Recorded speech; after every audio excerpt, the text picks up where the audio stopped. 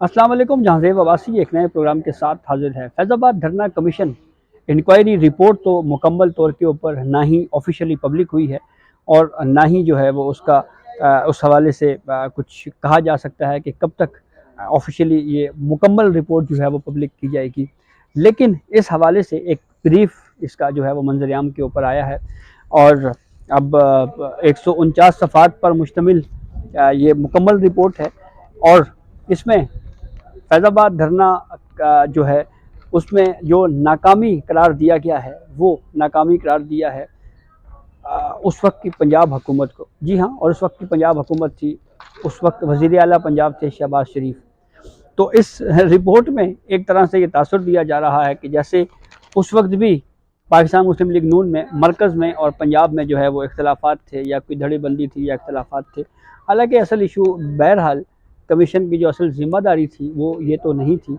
Commission ने बुनियादी तौर के ऊपर जिस चीज़ को जांचना था वो बड़ा अहम सवाल था और वो सवाल आपको बताएंगे कि एग्जैक्टली वो क्या TOR था जिसकी बुनियाद के ऊपर कमीशन को ये पता लग सकता था कि असल में इस कमीशन के पीछे कौन है। और वो मिस है अभी फ़िलहाल इस जो चंद सिफात जो इस वक्त मंजर-ए-आम पे आई हैं उसके मुताबिक।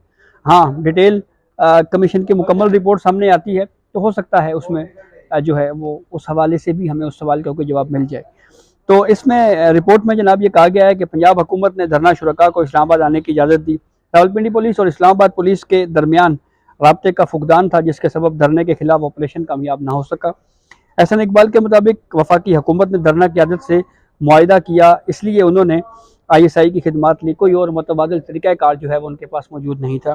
फिर उसके बाद उन्होंने ये भी कहा कि हल्फ में तरमीम का मसला हल हो चुका था।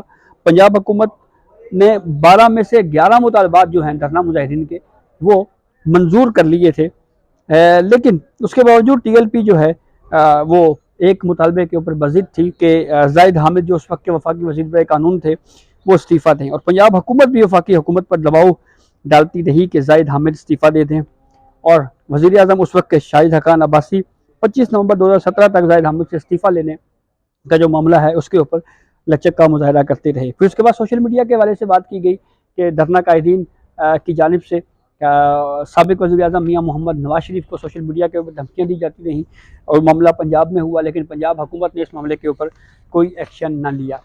फिर उसके बाद शाहिद हक़ान अब्बासी, एहसन इकबाल, शहबाज शरीफ, ज़ाहिद हामिद, साबिक़ उस वक्त के DG IB आफ्ताब सुल्तान, चीफ सेक्रेटरी, इन तमाम के बयानात का हवाला लेते हुए कहा गया है कि जी ये बात जो है वो इस पर सबका इत्तेफाक था कि ताकत के बजाय जो है वो बातचीत के ज़रिए इस मामले को धरना मुजाहिदीन से बातचीत करके इसको ख़त्म करना चाहिए।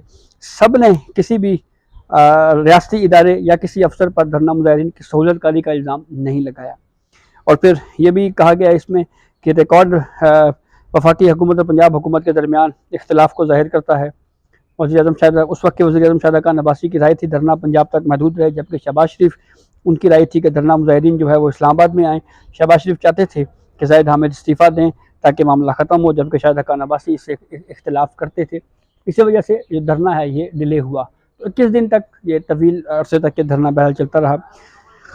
फिर उसके बाद इसमें यह भी कहा गया है कि किसी ने इंटेलिजेंस एजेंसी पर कोई उस हवाले से कोई बयान नहीं दिया कि इंटेलिजेंस एजेंसी जो है उस समेत या उसका कोई अफसर जो है या कोई एहलकार मुलव्वस था।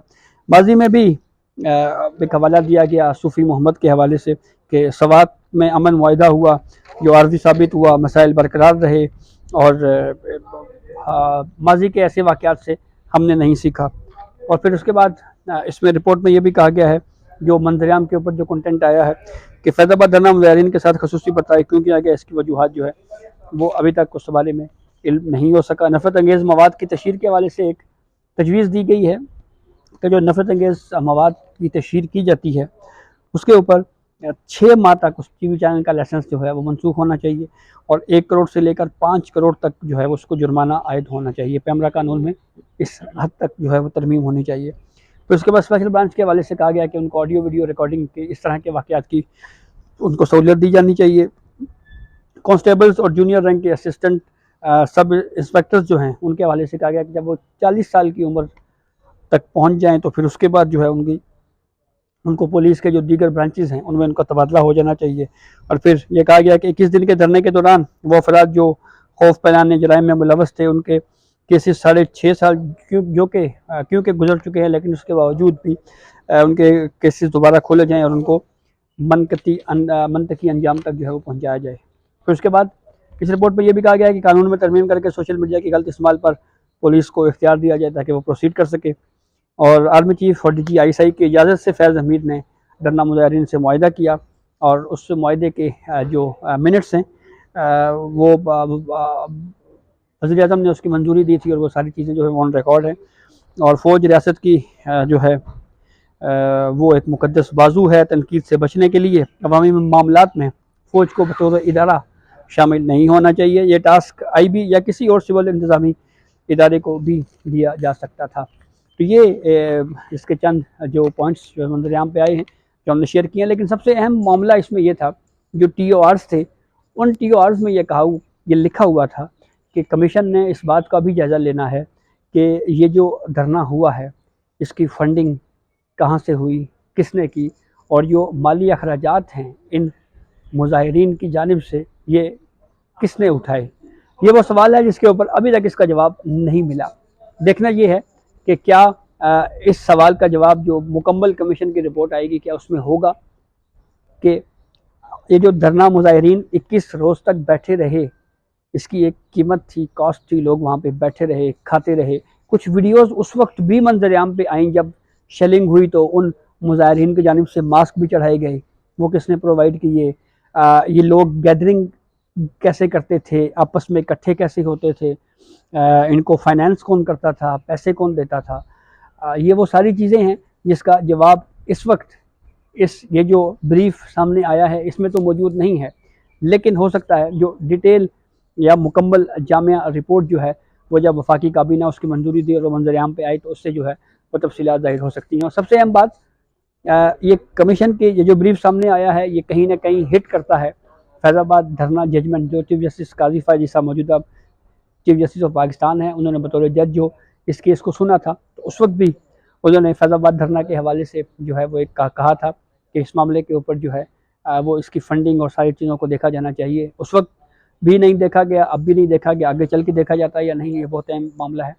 और फिर सबसे अहम बात इस मामले में ये भी है कि अब इस सूरत हाल में सुप्रीम कोर्ट ऑफ पाकिस्तान में भी अभी ये केस पेंडिंग है। फैज़ाबाद धरना नज़रसानी केस जो है वो अभी बाकी है, तो उसमें जब केस की समाअत होती है तो प्रोसीडिंग किस सिमत जाती है, क्या प्रोसीडिंग आगे चलाई जाएगी, यह काफ़ी अहम होगा। और पाकिस्तान मुस्लिम लीग नून की क़यादत के ऊपर भी बहरहाल ये जो है वो सवालात जो है वो उठाए जाते रहे हैं कि आपके जो स्टेटमेंट्स दिए वो किस बुनियाद के ऊपर किए, क्या कन्फ्रंट किया गया, जरा की गई, नहीं की गई, किस हद तक की गई, किसने क्या स्टेटमेंट दिया, किसका क्या बयान था। ये सारी चीज़ें जो है वो उस रिपोर्ट के मंज़र-ए-आम पे आने के बाद जो हैं वो वाज़ेह होंगी। और सबसे अहम बात जो फंडिंग के हवाले से बात है, मुझे याद पड़ता है कि जब एहसान इकबाल वफाकी वज़ीर थे उस वक्त उन्होंने स्टेटमेंट दिया था कि इन धरना मुजाहिरीन के कहीं ना कहीं